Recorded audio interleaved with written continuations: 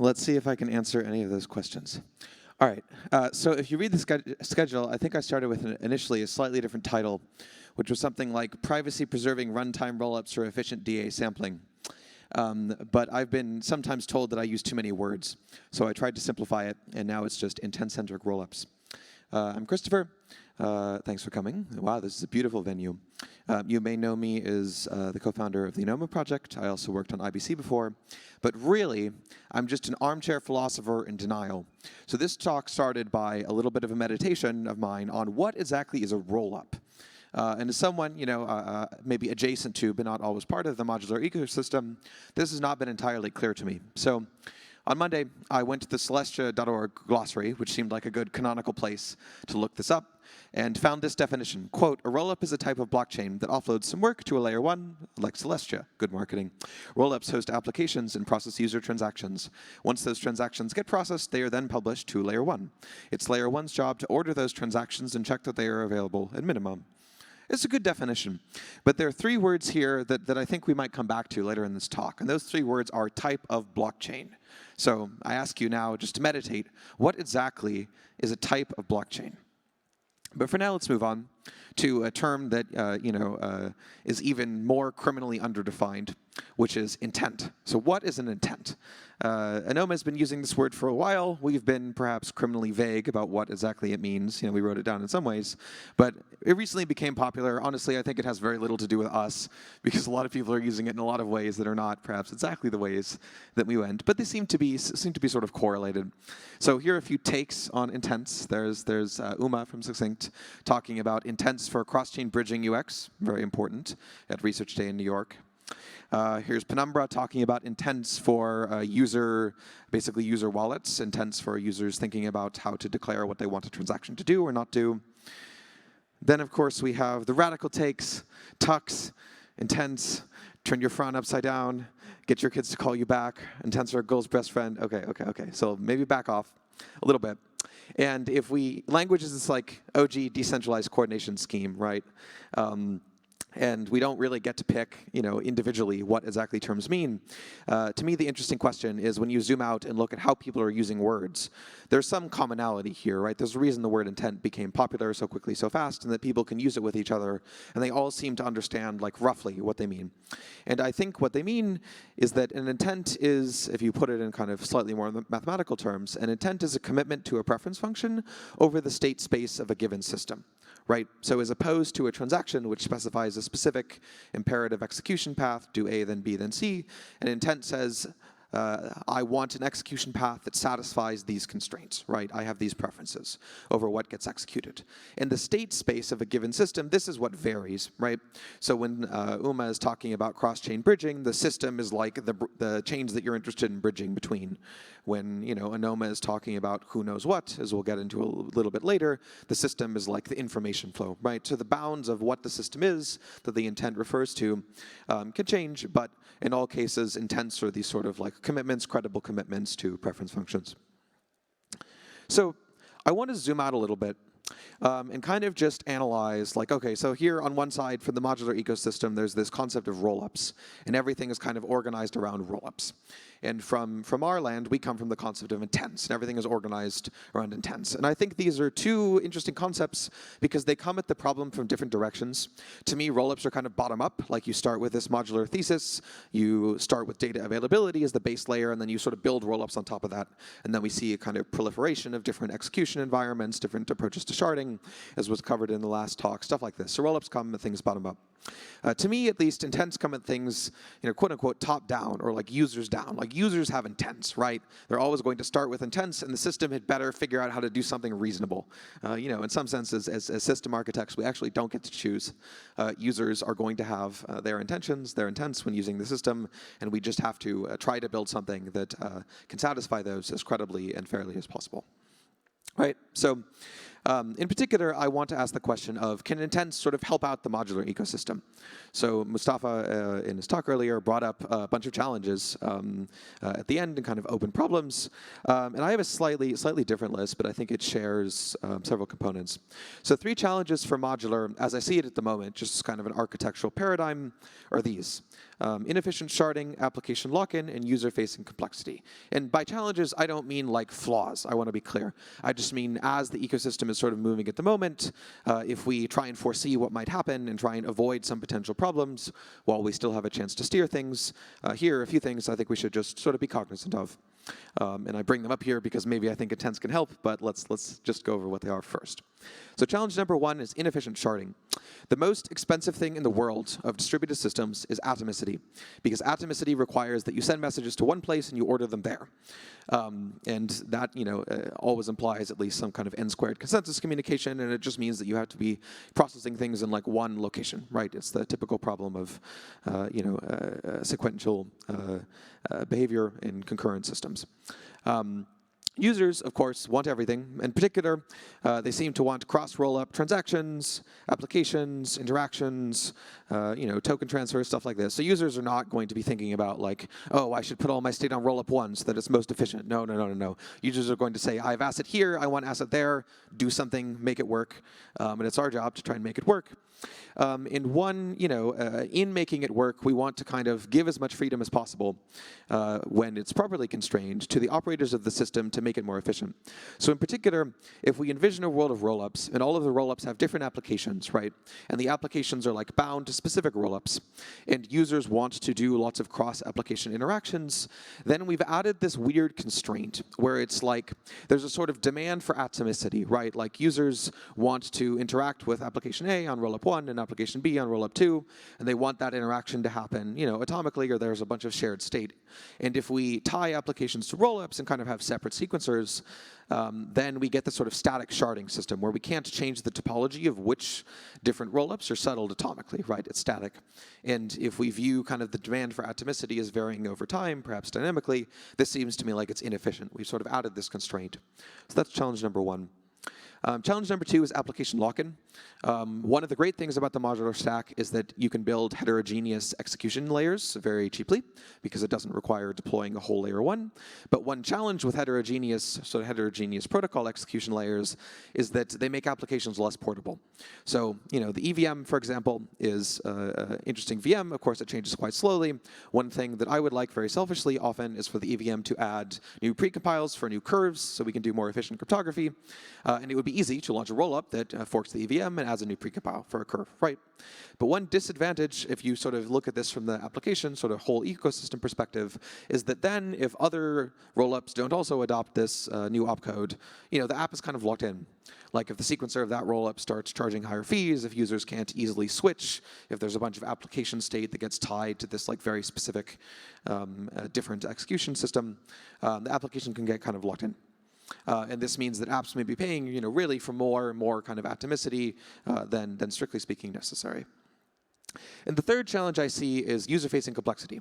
So one, modular component selection and certainly modular component construction adds a lot of clarity to the design process of blockchains and allows different teams to work on different parts, which I think is very helpful from a coordination perspective.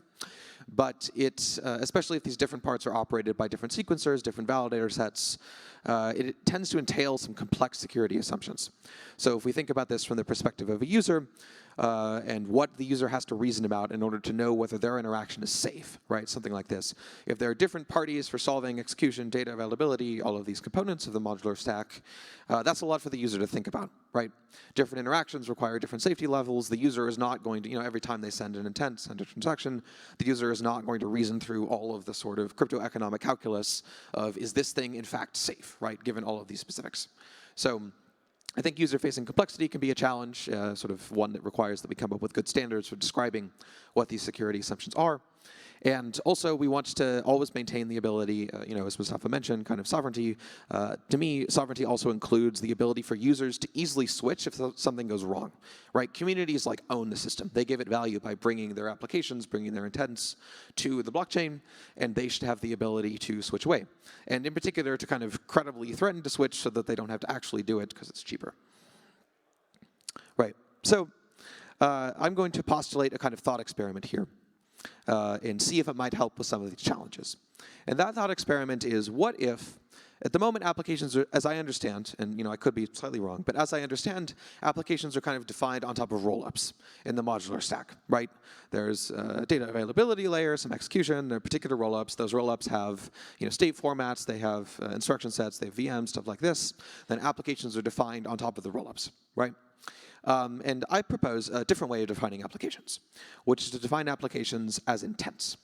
So in Anoma, an intent is kind of opinionated about some things and unopinionated about other things. So in particular, intents specify which parts of state they must modify atomically, right?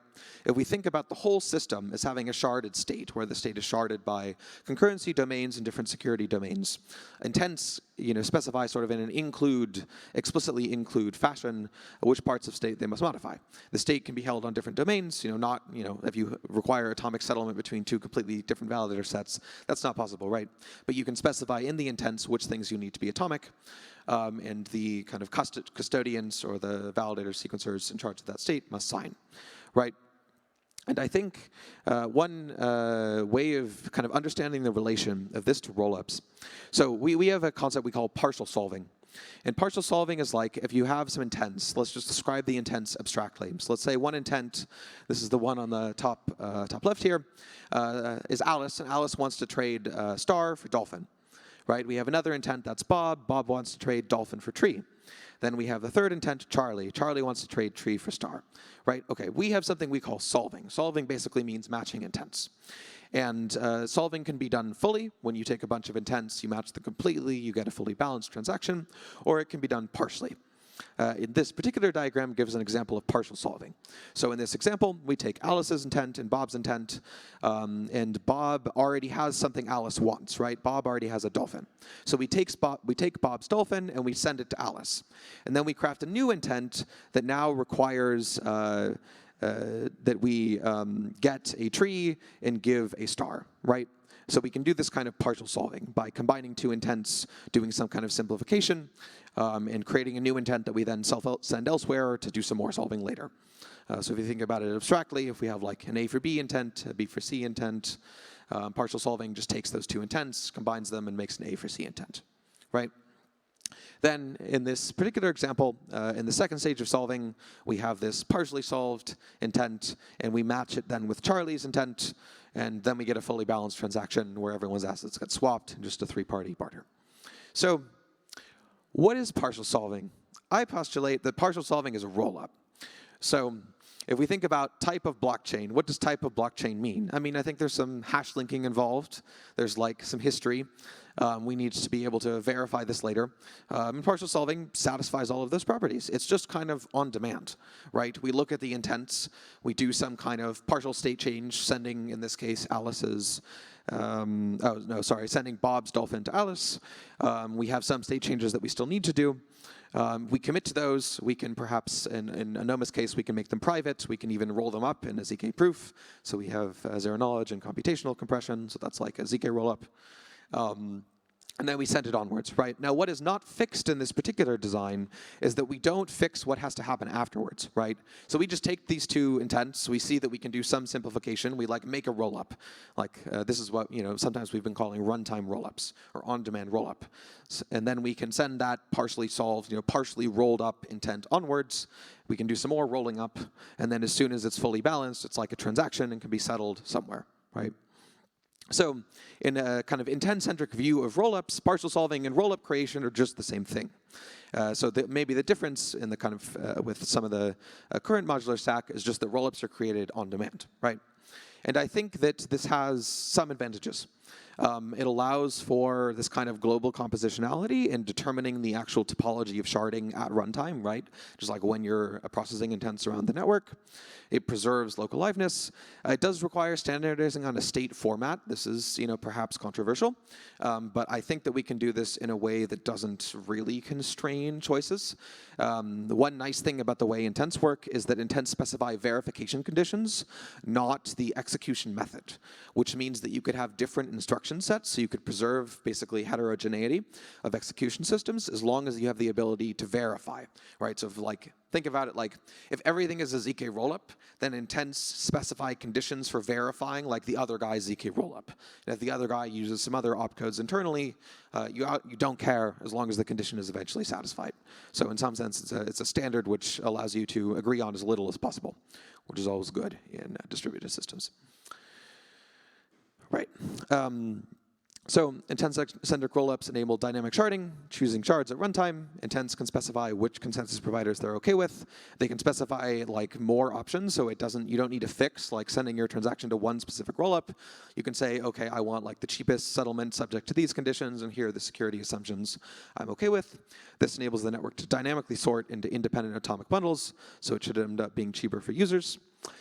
Defining applications by intent formats, if done well and kind of standardized, should help a lot with application portability, because applications then they're not tied to a specific rollup. They can sort of move freely across rollups, and maybe heterogeneous instruction sets become more like specialized solving algorithms for different domains. The same application can shard its state according to what users want, right? So you can move code and data across chain. And application portability in particular gives you as a community or as an application user a credible threat to fork out extractive operators, right? Because it's easy to move your application code and logic somewhere else. Everything is kind of standardized to a sufficient degree. Then if someone is charging, if they're like extracting a lot of MEV, if they're charging high fees to withdraw your assets over bridges or something like this, then you have a credible threat that you can just leave. And I think you need this in order to constrain the kind of operator extraction in these systems. Then specifically in Anoma, we've been spending a lot of time trying to craft a good framework for describing declaratively what information flow users want to allow in intents. So this looks basically like declarative constraints. Intents can say that in conjunction with this atomic settlement, this value x must be revealed to A and B. So x could be a note, could be a key. It could say this value y must be revealed to some other party C at block 1, 2, 3 in the future. And these kind of declarative information flow constraints enable things like cross-rollup private bridging, new auction designs, privacy-preserving governments, programmatic disclosure of aggregate data. Yeah, a lot. Information flow control, if done properly, I think can be quite general. So what is a blockchain? I'm back to this question. Personally, I mean, I think a blockchain is a data structure. Like, if you take a piece of data and you hash another piece of data and you include it, you've just gotten a kind of partial ordering relation, and this is the essential thing, and everything else perhaps can be separated. With intent-centric rollups, we just create blockchains on demand. They live very ephemeral lives. A blockchain exists for a second when two intents are matched, and then it's kind of rolled up, and then you can verify it later, but you need to store the data somewhere. There's still data availability, but the blockchains are really quite ephemeral, and whether something is an L1, an L2, or L3 is just an observer-dependent finality choice. So shout out to John Char from DBA. This is kind of my meme summary of this talk. Rollups are L2s, rollups are just L1s, rollups aren't real, blockchains are real. Okay, so finally, a few kind of grab bag slides of just interesting points that I think come up when you look at things in this way. So if we conceive of a world of like what do the economics of these different systems look like in a world that's modular with intents? And shout out to Zaki, who I think had a tweet that says something roughly like this. I see a kind of two classes of maybe value capture, or like two classes of things people will want in an intent-centric modular world. And the first class, and this is like maybe this will be controversial to call it a DAO, but the first class I'm going to call service provider DAOs. And the reason I call them DAOs is because there's like a group of validators or operators who are working together and are providing services as a collective, and they're like coordinating to provide that service efficiently and reliably, but users or sort of applications see it as a service provided as a whole. Right, so I would say that one kind of DAO you can have in an intent-centric modular world is a data availability DAO, which provides data availability and ordering. And there's some slight differences here, but at the moment, Celestia and Ethereum and the kind of rollup-centric roadmap, data availability host layer model are providing this kind of service, right? Then you could have some kind of execution DAOs. Maybe current rollups are like this. You could have solver DAOs. Suave, as I understand it, is like this. And these service provider DAOs are competing on the basis of liquidity and sort of role-specific optimizations, right? They're like providing really efficient data availability sampling. They're providing, extreme, more private solvers in the case of Suave using SGX, right? They're providing some like specific service that they think people want, right? Then they're just assets. People still want Bitcoin, they want ETH. Somehow they still want the almighty American Empire bucks on the blockchain. And those assets are competing, independently of protocols, right? They're competing on the basis of distributions and how good they are at public goods funding.